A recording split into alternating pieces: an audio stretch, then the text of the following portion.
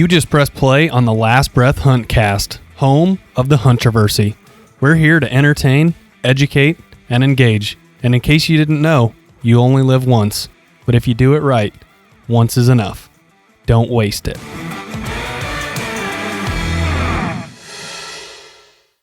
Hey there, all you beautiful people. This is the Last Breath Huntcast. You're tapping into episode 160. Mr. Putnam is sitting here with me, and today, since deer season is right around the corner, we're talking about the known hit listers that we have for this upcoming year. Predictions, when we think we're going to see them, how we think we're going to kill them. Wow. This could just knock your socks off. No, honestly, if we get any of this stuff right, I'm going to come back to this and share the podcast again. But before we do this, that'd be cool. We got to pay the bills. We want to make this podcast possible for you guys, and without our partner support, we can't do that. So really quick, we're going to go through them. You know them. This podcast is brought to you by Badlands Gear. We just said hunting season's right around the corner. They make a ton of whitetail stuff. They stepped into this category several years ago, and now they've really taken on to it like a pig to mud. New suits, new backpacks, new accessories, specifically for whitetail hunting. If you haven't checked them out, you should. The lifetime warranty is what sets it off for me. Using the code LASTBREATH22, BL30, all one word, all caps, will get you 30% off at the checkout code. Next is Outdoor Edge. Yep, using the code LBTV25, you can get yourself 25% off site-wide on OutdoorEdge.com.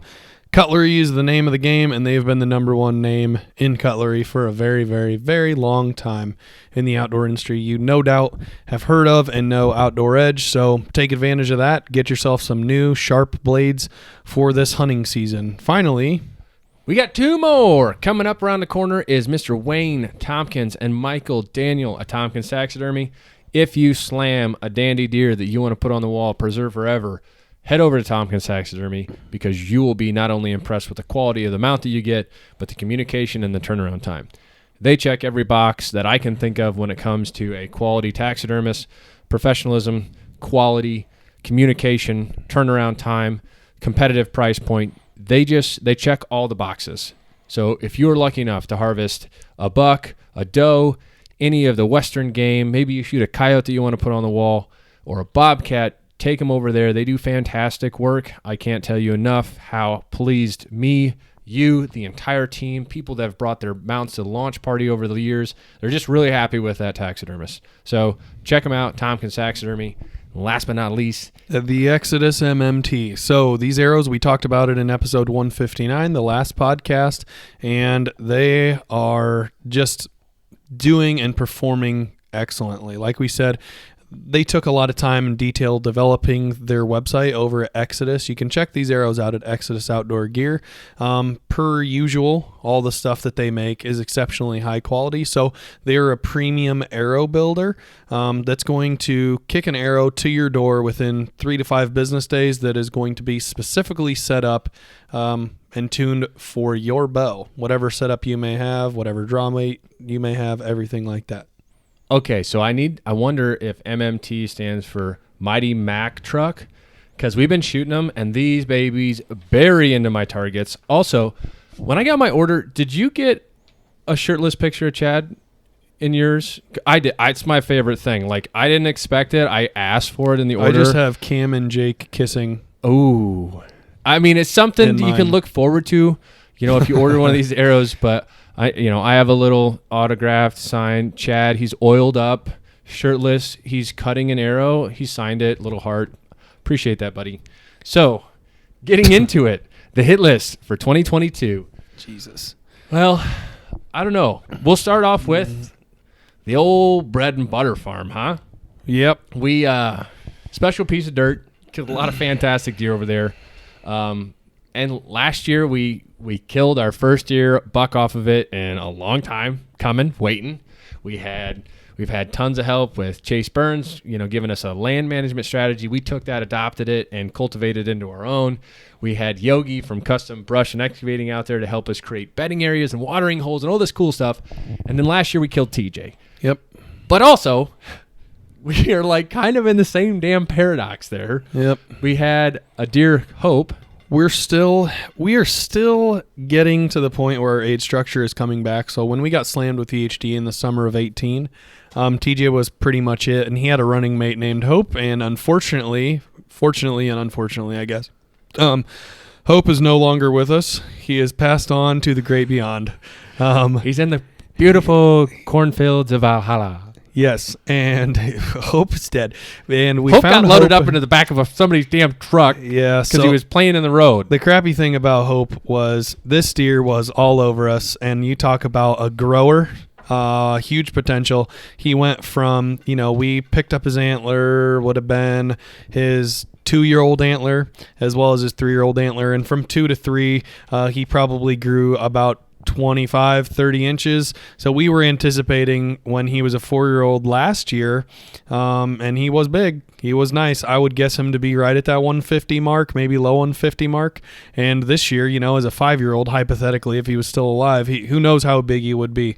But Hope is off the table because one of our buddies that hunts right next door to us, he's actually become a good friend of Garrett and I's, and we send trail camera pictures to him, vice versa, and have a real good relationship with him. He calls me one day and he said, "Hey, I got some bad news." I was like, "Hey, what's going on?" Well, one of my buddies that works, his work is kind of near where you guys are at down that road. He was driving home from work the other night, and he saw a very nice deer get loaded into the back on the back of a trunk, a car. Yeah. So magically, this lined up perfectly. This time where he told us, it lined up perfectly. And this deer was one of those deer that we got on camera every single day up until the story, like clockwork. So we do believe that he is dead. We do not have any sheds, whereas we picked up his 2- and 3-year-old set of sheds. We were expecting to pick him up at 4, but he's dead now, we believe, with about a 99.9% of certainty on that, which basically leaves our only 5-year-old deer out there to be a deer we called Megatron, who was actually a deer. I saw him the last day of muzzleloader season, but it was the antlerless only muzzleloader season. So unfortunately, can't shoot deer that are antlered during that time in Illinois. We also saw him together during the late season bow hunting when I was trying to kill him then. Our neighbor picked up his match set. They went about in the mid to upper 170s at 176. So this is a very big deer. Super framey, not the heaviest deer on planet Earth, probably 4.5 at the base, and just superior tine length. I mean, if you think of a mainframe upper 170s as a slick, clean 10, he did have some, small split brow tines, nothing crazy, but his frame, I would guess him to be, I don't know, probably in that 21, 22 pushing mile marker for width on the inside, and his G2s were, Mike sent us that stuff, and I mean his G2s were about a foot long a piece, and he's just a giant framed deer. You talk about a grower at 4, and so that's the thing with that's Megatron. what happened with him. Well, so Megatron, awesome deer, and if you want to see a picture of this buck, you can go to the inner circle. I actually put a picture of him last year, and within 10 days got a picture of him, same spot, same. Literally, it's like the pictures look identical. There's just corn and beans because of crop rotation, and you can see the difference that he's made. I think you explained that perfectly, though. This deer's frame is what makes him. Mm-hmm. He's wide and tall, and he's got big beams, and his tine length is what really pushes him apart. If this deer had mass, he would honestly be a world class. Yeah, he'd be the biggest deer we've ever chased, other than Titan. Potentially. Yeah, right. Inches of antler wise. And so if we had had an opportunity, yes, 100%. Grant would have fucking arrowed him, and I wish that would have happened. But he lived. We were excited then because it's like, okay. What could he be now? Right. We know he's going to make it. And so very anxiously, we put our trail cameras out. I start running them around the 4th of July. And here we go. We got pictures of him. And at first you're like, what's he going to be? Because you just start seeing his frame develop. Mm-hmm. You know it's him. And then now getting into late August, early September, they're starting to shed. We haven't got any hardhorn pictures of him yet, but he has regressed into a mainframe 8. Now, I will say this. He's no slouch. He is a very, very, very nice 8-pointer. He's a huge 8-pointer. But he's not as big as he was last year. I think he's added mass. I think he's added some length to his 2s, but that's it. Like his 4s are gone. He has no 4s. Like it's a clean. And not last even year like a his little 4s bump. were about 7 or 8 inches long. Like this Each. was a tremendous. The 10-pointer. 4s is what set him over the Tremendous top. 10-point mainframe. Because if you get a 4 over 5 inches, you've got something. And Yep. these were well beyond that. Mm-hmm. And the fact that he never broke anything last year was incredible. So again, deer is awesome. We believe him to be 5.5 now. But gosh, Yep. I would have just taken a duplication of last year. Not that, Yep. I mean, if either of us see him, he's not going to live. Like if either of us Nope. have an opportunity. No. But like, I am so excited. Hopefully whoever kills him, me, you, a neighbor, like I hope that they send their teeth in to get him aged. So we can see if we were right. Well, and I mean, that's where it starts, right? If you want to hunt mature deer, you have to age them accurately. Because if you're just going off the wall and saying, yep, he's 5.5 when really he's 3 or 4 or something else, like there's going to be a small variation, a delta of within a year. But as they get to a certain age, you can be pretty accurate, man. Mm-hmm. And we've done a really good job, especially, the deer that we have history with of developing this and being like, okay, man, we really think he's this old, but he might be this old. But we think he's this old. Like, we're within 1 year. Yep. And I think we got a pretty good pulse on it. Yep. So, I guess one of our favorite farms ever, the most groomed farm that we've been able to cultivate into this little mouse trap of Probably a deer about farm. 80% of our deer on the wall. I think I'm going to be in the process of moving here soon, and so was counting up my deer heads that I'm going to have to move in my parents' basement, and I think between you and me, we've got about 30 whitetails on the wall, and I think about 20 of them have came from this place. Yeah. So You're a little bit more even spread, though, than I am even. yeah, I do have a couple from the other farm, but most of the big ones, I guess, that you've had, about Yeah. 80% of them would Mine. have came off of this Yes. place. So, It's been a fantastic farm. oh yeah, But it's a bummer again, kind of. We've changed as deer hunters, right? We're going into a season with a couple of deer to hunt. Mhm. And specifically with this farm again, it's a deer. Hey, Really deer. changes. It really changes how you hunt. Mm-hmm. You just think of the percentage wise, right? Like how many times do you Mhm. hunt for an opportunity at a deer? Yep. Very, very rare circumstances. And, some people will be like, you're crazy. You should open up your bandwidth. You should be hunting deer that are X, Y, or Z. To each your own, man. You kill whatever you want. I'll never tell anybody what they can or can't kill, especially on your own ground or your own lease or dirt you have permission on. Like your Mhm. tag, kill makes you happy. But it's weird again because, like, it's been so long. We keep talking about this, like, oh, the light, like, we're going to have our age structure back. We'll have a couple 4-year-olds We running are, around. and we're building. It is getting better for sure. It just goes to show you how much that an EHD outbreak to the severity that we had can really take a toll on an area. And last year we had a tremendous amount of like 1.5 and 2-year-old bucks that we watched during November and December. And in we one of our recruited plots. what we believe is a 4-year-old deer. Yep. But that was another kick to the shorts. You filmed him. You had an opportunity to kill him. It's a very nice Yeah, 9-pointer, that sucked. probably 18 inches wide. Just a nice 9. He wasn't huge, 135, maybe 138, somewhere in there. Mhm. Just a great deer, but he wasn't old, but he had a limp. And you're like, Should I shoot him? Should I not? and you And so passed I him. passed him. And the Then he neighbor found died. him dead. Crap. And it's like, shoot, because like that would have been another deer that probably would have made our list this year. Mhm. Getting a look at him last no year, doubt. filming him, being able to analyze. Okay, late season, this is what he looks like. We thought he was 4, and then nope, we thought we Yeah. were going to have another deer to hunt, but now we're I down think to there's potentially going to be another real. I think there's going to be I think Megatron's going to be our lone 5-year-old out there, but I am excited about one of those 8-pointers that we saw last year. Like, remember that deer that came out in the southeast corner of our, He near sits our high. clover? He's got like that. Pretty nice 8-pointer. Like, he's going to be, I believe, 4 this year, and so hopefully that'll be a deer that we can catch up to next year. But like you said, with our food plot management strategy, we recruit new deer every year.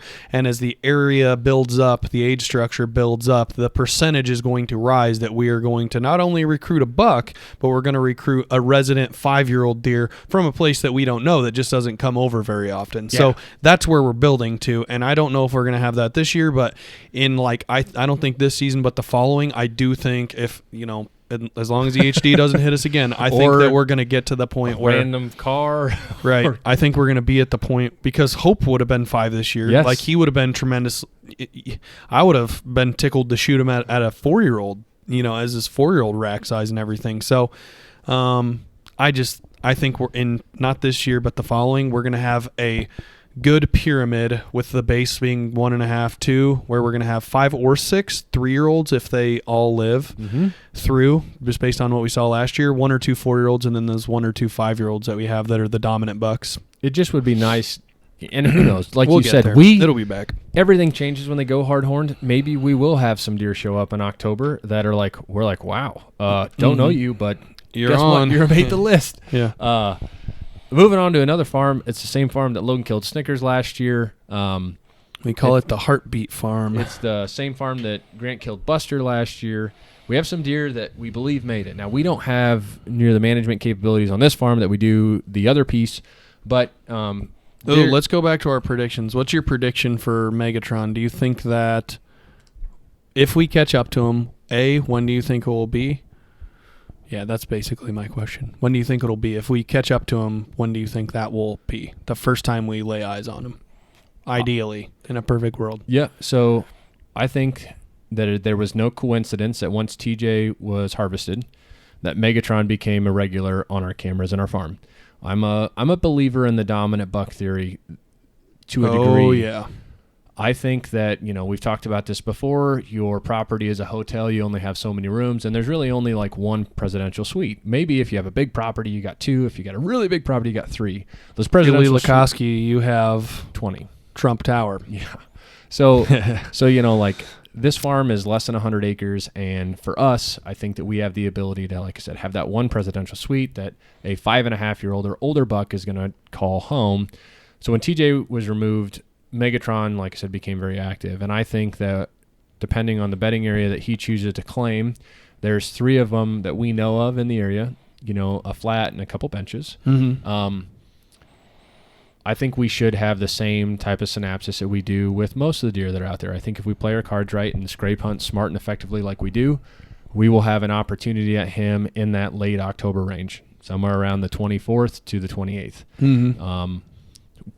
If not, I think it's going to be like normal. We had 3 pretty damn good opportunities last year in October. I was thinking, it's been since 2019 that we killed a big one in October, but in 2020, we had an opportunity at a whopper. I mean, last year in 21, if $100,000 was 10 minutes, pause for 10 minutes more daylight. I mean, if we didn't have our camera, right? If we didn't care about filming our hunts, that deer is dead. Yes. Number 1. And then we encountered Twix a day after we encountered Megatron, which was on the 29th that you passed him. So we had 3 opportunities at 4 or 5-year-old deer in October last year.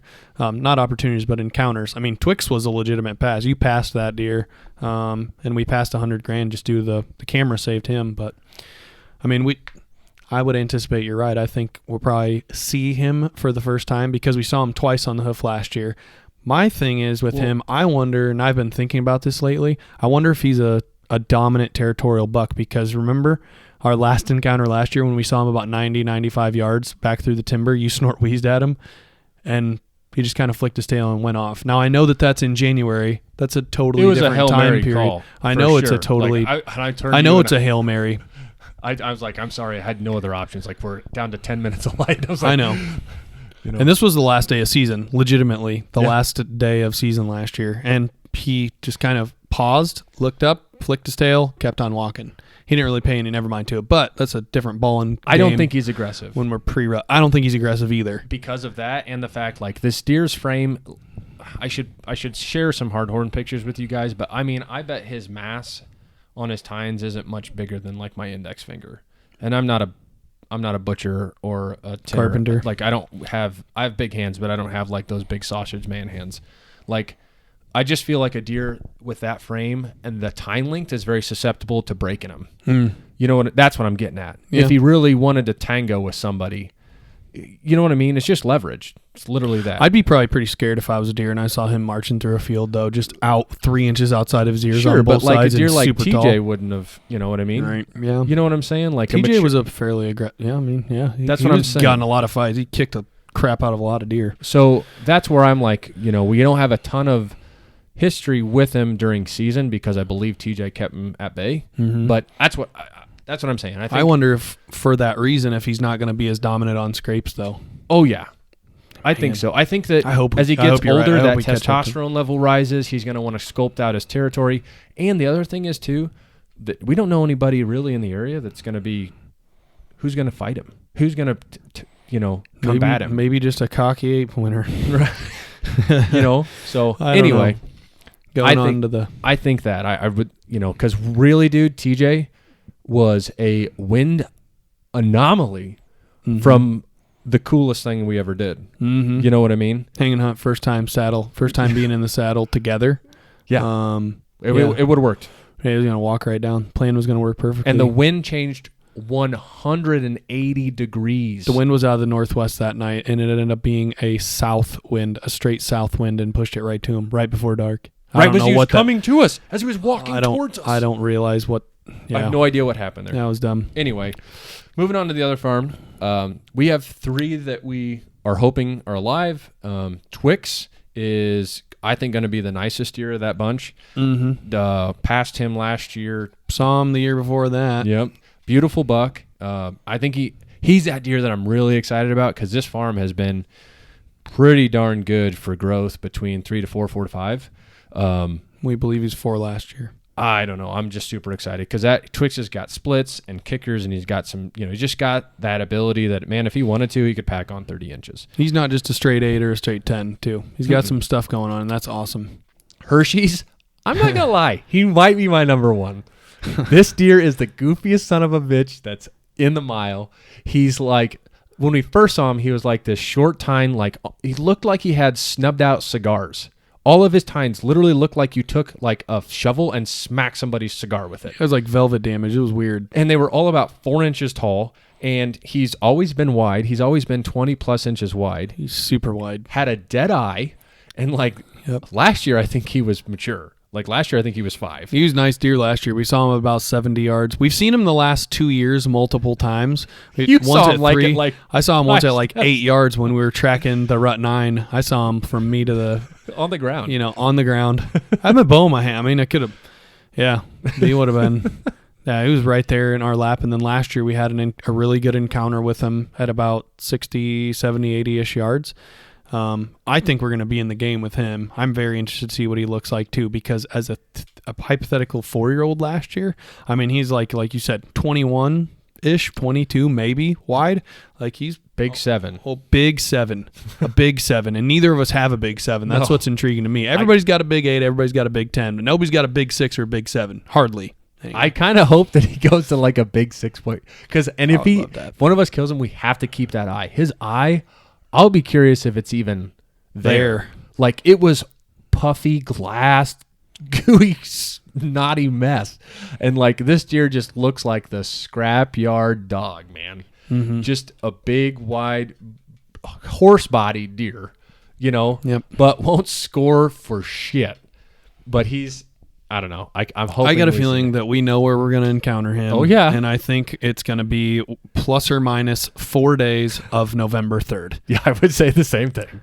Literally to a T. I think 27th through the 7th. I think Twix, my predictions on him is that we are either going to have an opportunity in the same areas that we have before in that late October to November timeframe, or I think we're going to decoy him in. He was pretty pissed last year when he came in. I think he would have came and raked the decoy last year. He blew it up, man. Yeah. And then next is Chachi. Chachi is this.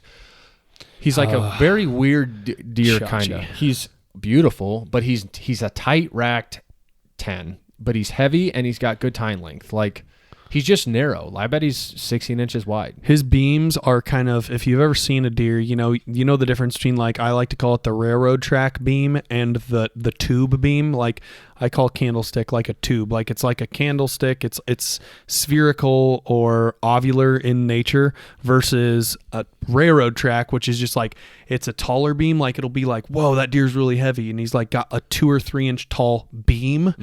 But it's tighter. More like a blade almost. It's like a bladed beam. Yeah. Yeah, so Chachi, we actually saw Chachi, and he picked me out of a tree from like forever away. Terrible luck. He didn't see the decoy, which thank God. What we were aggressively calling in one of our favorite spots to aggressively rut hunt with decoys, and he came out, and I was turning, and I just looked, and as soon as I saw him, he was already looking at me, and it was far, man. But it was just the perfect scenario for him because he was at the bottom of a waterway looking like perfectly up the slant of the field.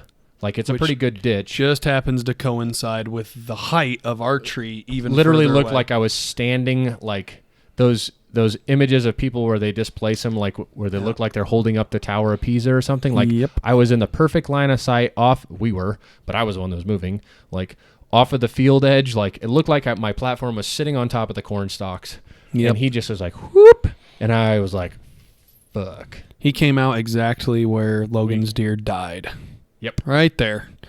About 140-ish yards away from our deer stand. And that's the same place that we've had a ton of success calling deer from. Yep. K2 literally walked that same trail and come right in. And this is one of those things I feel like we're learning how to operate a decoy a little bit better and make the scenario a little bit more realistic, is like we're playing like the bird's eye view, because these deer, we're on like a tabletop. So our tree stand's about 15 feet tall, normal height. And then there's this, flat segment of field that goes down to a roll that has a waterway in the bottom of it. So most deer, they will enter and exit out that waterway. We will be able to see them. We can call to them. They don't see the decoy. They get about 70 yards away from us, crest the hill. Now all of a sudden the decoy's in their lap, and we've talked about this many, many times before. One of the reasons why our decoy has been so successful is because where we are placing the decoy at, it spurs on fight or flight. It's not like seeing a deer 400 yards away and rattling one across a field. It's not like that. It's like, oh, Jesus Christ, somebody's in my house trying to rob me right now. You're breaking that bubble. You're breaking the bubble. Just the same way we reap turkeys and the same reason it works. Yep. In that regard. More times than not, we prompt a fight response. Yep. Because that time of the year, their testosterone levels are risen. They've already had the audible response that there's a fight, or a hot doe in the area, and it just, But we passed that 8 and that 9-pointer out there. Yeah. Like last year, those deer will probably be presumably 4 years old out there this year. Yes. The 8 that you passed and the 9 that you passed with the decoy. Yeah. And then right both there. of them came right into our lap. Bristled up, I don't even pissed know, off, 8 to lipping 14 yards, both of them. Yep. I think, and that's a perfect scenario to talk about. Just side tangent here. Like, that bottom that we talked about would be fantastic to hunt. But you would fight the wind every single time you'd sit there. You're in a bottom that swirls. So we had to figure out a plan. How do we hunt these deer that are in there and going to use this without them busting us, man? And I don't know, man. Like I said, we figured it out. Yep. And I think we're going to encounter Chachi potentially. I don't know. I don't know. I think that could be maybe a deer that we whack with a gun. Possibly. Yeah. Yep. I think he's a Chachi's stronger contender for that. All over. He's the fucking crackhead out there, man. I don't have a pulse on him. I think that Twix and Hershey's, we have got a really good idea of where they live, where we're going to see them. Yep. But that's why I think that Chachi he's a wild card. Is another decoy deer. Yep. Is a deer that we're going to see cruising heavy and, lasso him in. Mm-hmm. So we got a couple other things coming up, like the Max 60, huh? Yeah, the Max 60. So I've clean slate. Clean slate. I got a couple ideas on, the best spot to hang up some stands. There are already some stands hung up down there. I've got a good water source down there. I've got 2 acres of corn that I'm going to be able to mow off. Probably do that the 2 weekends before first gun, maybe, if I could get away and get some time. Right now there is a lot of bucks down there. There's probably 8 bucks that are 3-ish. One I'm thinking could be 4. That's a nice 8-pointer, like a 138 to 143 3, class 8, somewhere in that little bubble, just to give you guys an idea. But the nice thing about that is it's just I guess another side tangent. Sorry to do this to you guys, but the way I go about like finding land when I want to hunt it, I would rather hunt 1 acre that touches 100 acres of non-hunted than hunt 100 that has neighbors all over the fence line. And so many of the properties that I find to hunt or that I've bought or something like that, they have that all in common. And I feel like that is the most understated aspect that I look for. Like that's my number one thing I look for when I go ground hunting. And I'm not even necessarily saying a nature preserve or a place that doesn't allow hunting. I'm saying you have a good pulse, and as a deer hunter, you should know the neighborhoods that are around you and the pressure that they're on. Like we know, for example, the Heartbeat Farm, once gun season rolls around, deer get flattened out there. We hear between 30 and 70 shots on opening day. Opening day, not weekend. 250 shots a weekend. Yep, it's ridiculous out there. So we know that if we're going to hop on those deer, it needs to be done between October 25th and first November gun season 16th, opener when that happens. Otherwise, we're going to be cut off at the knees, and those deer are just going to go poof, evaporate, even though some of them have managed to live. And we know at the other place we can take our time and have that luxury, but I feel like having a place where you know that the neighbor only gun hunts, that's also huge. I label that as a sanctuary as well. Just because somebody's hunting an adjacent property doesn't mean at all that it can't still be a sanctuary property that yours butts up to, even though you're hunting a small tract of land. And so I feel like that's what the Max 60 has got jiving for it right now, is that there are 2 massive tracts of land near it that are no hunting allowed. And so I feel like there are going to be a tremendous amount of bucks in there throughout the rut. And with the volume of velvet bucks, because, we've talked about at the Bread and Butter farm before, we don't get many pictures of resident deer in velvet, but I get the same ones just about every single day on the Max 60. That's even cool, in daylight, walking they're around. Living there. Yep, they're living there for sure. And so that makes me really excited about what could come and transition and move in there, because the volume of bucks is already so. It's all going to change once hardhorn hits, man. You know how much more migratory deer become. Right now they're staying in a very tight circle. But I think the best way to put what you're talking about is like the mega plier on the lottery. That's like your mega plier on your property. Yeah. You know what I mean? It's like a multiplier, and it can be 10 or it can be 2, depending on what your neighboring property is. But you've always done a good job of analyzing that multiplier to take that hunting that's going to be a 6 and that piece, that makes it like a 10 or even better. I would rather find a dinky overlooked track in a great neighborhood than have the biggest track in a crappy neighborhood 100% of the time. And so, it's not going to be this year. It was part of one of the negotiation and deals that I had coming down this season, but I actually bought with my wife. I bought another farm the other day, and it touches something that's really sweet as well. However, the caveat, it came down to like 2 bidders that were in the game for this property, kind of going back and forth, us and then another group. And the reason they ended up picking me is because I was chill and relaxed about letting the kid's son, who's the seller, hunt there this fall. So he's going to be able to hunt there this fall, but then I'll hunt it till I die. So that was one of the swords I was willing to fall on. So not this year, but next year, next season, have another spot to hunt. So that's going to be pretty awesome as well. Yeah, man. I mean, I could see how somebody'd be all wrinkled about that, but it's 1 year in the scoop of 30. Yeah. 35. Right. And it's not like we're it's not like short your only for place, right? Yep. Right. Short for ground or anything like that. So I wasn't gonna die on that molehill. So I'm pretty excited. The season outlook is looking really good, and I do feel like on the Heartbeat farm we have a very strong bead now with having encounters with 2 of those deer on that hit list in the same time period of like 3 days for the last 2 years in a row, like with passes and encounters and that data. I mean, shoot, we saw Twix on the same day, the day after we had seen him the year before. I saw Twix in 2020. We saw him on the 28th. Last year we saw him on the 29th. And last year we saw him on the 30th, which is the day after we saw TJ. So, I mean, we are going to be in the game on that deer. We're going to be able to be in the game on Hershey's. I think if we're patient and we're cautious that we're going to be in the game early on Megatron. As soon as that first cold snap hits in October, I mean, we're going to be hopefully in there after him. So those are our hit list that we have right now and our predictions. Who knows? Maybe we'll get some random deer like we all hoped that we do. But yeah, that pretty much kind of rounds us out for that. I think the last wild card is, we've tossed around the idea of doing some urban hunting. In the Quad City area, there is an ability on both sides of the river to urban hunt. So I think we'd be silly not to go and qualify, to get that test, to have the ability, especially with some of the networking that you have. And that's, like I said, that's a roll that's a bonus buck right there to a T by definition. And I don't know what's available. I mean, there's been some absolute true giants killed in the urban zones around here, but it's just something else too that I don't know. We gotta. It's a possibility, I guess. So I don't know. I hope you guys have some hit listers coming up.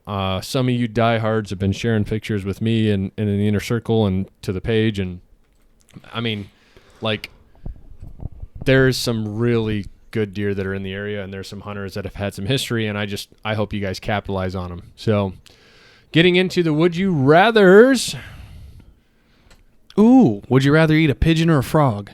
Considering I've eaten both, yeah, same. I would rather have frog legs. I think I would rather too. Those pigeons that we killed under the bridge in college, those are fine. Man, it took a lot of them to make a meal, but red meat. It was fun to shoot them with the blowgun. Would you rather, like, this is the type of hunt where, from what I've seen, it's like shoot as many as you want. Would you rather hunt prairie dogs or iguanas? Ugh. So, like, the prairie dog hunts that I've seen, guys are sitting out, like, on truck beds, shooting prairie dogs, jumping up and out of their holes, or they're, like, literally in a kayak floating down, like, a river, shooting them out of the trees. Iguanas. I'm thinking prairie dogs, because when you say the word iguana, that to me implies that I'm going to have to go out of the United States potentially to do that. Yeah, I don't know. Maybe they're in Florida. I don't know. I think everything's in Florida. Everything's been released by Timmy, and the little boa constrictor that was cute and a foot long is now. Speaking of that, you know that, like, that's open season. Boas, like, or pythons. I'll never do that. You couldn't pay me enough money to do that. Me neither, but, like, it's a bounty. It's a heavy bounty to go down there and shoot them. Shoot the snakes. You literally bring them into their, like, conservation office, and they pay you. Like, here's your money. That's terrifying. But I think the biggest one they've killed is, like, 29 feet. It's massive. Terrifying. That's longer than this fucking room we're sitting in right now. It's huge. They're giant. Okay. Would you rather have a lifetime supply of free beer every year or kill a turkey every year till you die? Turkey, 100%. I've got beer, Busch Light cans in my fridge that have fish on them. If that dates it. Like, don't get me wrong. I enjoy having a beer, but I don't know. I am, like, so out of beer shape. It's bad. Like, we went out after the launch party, stayed out with Shane, Robert, and Michael and my wife, and, like, we didn't overserve by any means, but I felt like a sack of hot shit the next morning. Like, my liver is like so out of shape. My liver is the equivalent of, like, a morbidly obese fat person going to run a marathon. When you say, let's have 10 beers, that's what my liver's like. I don't know. Not saying I don't drink. I do. I think beer. anymore when I have a beer, if I drink over 4, I'm like, oh, what happened last night? And but I feel that's like weak a total as hell. bitch. Yeah. Because, like, I'll go out with my buddies, and they're like, they'll be 6-pack in, and like, you nursing it? I'm like, yeah, I am. I need a water. Like, oh, sorry. I know it sounds like a shitty, like, dude, but I'm saying I dig beer. I'm a simple guy. Busch Light, go for it. But I like beer too. Yeah, I can't pound them anymore either. I'd look back and reflect on, like, sometimes in, like, my early 20s, and I just don't know how I did it. I'm like, man, I don't understand what happened. Hard, man. All right. Would you rather have biscuits and gravy or breakfast burrito for your mid-morning snack in the blind? I feel like the cleanliness. I want to say, well, I suppose you don't hold biscuits and gravy. You'd probably be spooning it or forking it out. So there arguably would be less scent on your hands. I feel like I like biscuits and gravy more, but I feel like the implications are so bad if that opens and spills in your pack versus a breakfast burrito. Like at least breakfast burrito, everything you can empty the pack. Yeah, some stuff is going to get on your gear that's inside the pack, but I feel like if you dump liquid biscuits and gravy in your hunting pack, that thing, man, might be its last and final straw. That's why they make the Badlands unconditional lifetime warranty. You send that bad boy in and be like, gravy spill. They take it to the dry cleaners and be like, dude, really? Like, yeah. So I agree with you. I do. And for my wife, love her to death. She's such a sweetheart, but she probably spills her food or drink on her 70% of the time. Sweetheart. I just don't get it. She's her father's daughter. That's the same way. I feel like it's. You feel like Pat spills on himself? Oh yeah. Oh really? Like once every 3 Sunday dinners, he's like, oh shoot. All right. Oh, this is a good one I asked you earlier. Would you rather kill your number one buck this year or take a $20,000 cash voucher, check, stipend, whatever, for not hunting this year? Yeah. That's tough. That's tough. $20 cash. 20,000. Yeah, I know. 20,000 cash. Like if you think about that, like how long it takes you to physically deposit that into your bank account. It's a long time for some people. It's a long time for me. Like, and I fucking love hunting. There's no ifs, ands, or buts about it. I absolutely. Not even just deposit it like via PayPal cash, direct deposit, right. like to save it as well. Yeah. Because I would say that an aggressive saver is saving 50% of their income. So let's say they're bringing in $2,000 a paycheck, $4,000 a month, $48,000 a year. I mean, shoot, even after their bills are already gone, it's going to still take you a whole, right. It'd be about 10 months if you were aggressively saving half every single time. I don't think there's many people that are saving half of their I don't income. think there is either. I think that's a very small pool. I would take the $20,000, but I would also take probably about 25% of that and make sure that I have a very fun fall the next season. You know what I mean? Yep. So I'm taking the cash. I think the number one buck this year too is it raises I think it's a different call personally if it's a Geronimo caliber deer. It's not the number one for me. It's the not hunting. Yeah. Like if it was you don't kill your number one buck, but you can still hunt, it'd be a no-brainer, take the cash. Yep. But it's the fact that you cannot hunt. You know what I mean? Because, I mean, dude, there's a ton of years that I don't kill the number one. But I still love you to could go kill out the and number hunt. 2 to 5 slot. Right. Yeah. You know well, that's a good point. That's Last a hard question one. for you, sir. Would you rather hunt with Lee Lakoski or Mark Drury? Whitetail camp from November 1st to December 1st. 1 month. Whoa, month. I feel like both of them are the top of the game. I feel like both would treat you very well. I just feel, I don't know either of them. I feel like Mark Drury, I feel like on the episodes that I watch of like the deer in the field that I'm like, oh, why aren't you shooting that deer? Oh, why aren't you shooting that deer? I feel like Lee Lakoski has a few more large deer on his farm. Like I feel like the class of deer is just a little better. And I'm talking a 10 out of 10 instead of a 9.9. Okay. Right. So I feel like that's there with Lee, but I also feel like Mark Drury is, an intellectual guy that's very easygoing. And so that I would want to pick him. Whenever I see Lee during the rut, it's like very all business, and I don't feel like it would be quite as fun as hunting with Drury. That's why I would pick Mark. I do think there's Lee's not a wrong answer. There's not a wrong answer. Like, I would do both. Yeah, I mean, coin toss. You know what I mean? But I get what you're saying. Lee is definitely strapped in like he's dialed. Yeah, Mark Drury's a little bit more loose, and he's joking about like what's going on, and he just seems like he's a little more relaxed about it, I think. Well, it is that time that unfortunately the favorite podcast that you listen to is coming to a close. So thank you for tuning in. Maybe not the favorite, but thanks for putting us in your rotation. Heck yeah. We'll catch you on the next one. As always, do not waste it.